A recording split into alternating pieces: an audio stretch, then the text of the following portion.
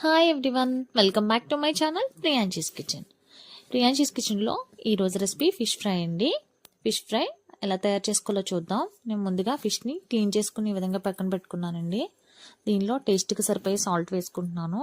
1/2 table spoon పసుపు, 1/2 table spoon అల్లం వెల్లుల్లి పేస్ట్, 1 టేబుల్ స్పూన్ కారం, 2 టేబుల్ స్పూన్ శనగపిండి, 1 table spoon cornflour, 1 table spoon బియ్యపిండి, 1/2 టేబుల్ స్పూన్ గరం మసాలా, లైట్గా రెడ్ ఫుడ్ కలర్ వేసుకుంటున్నానండి.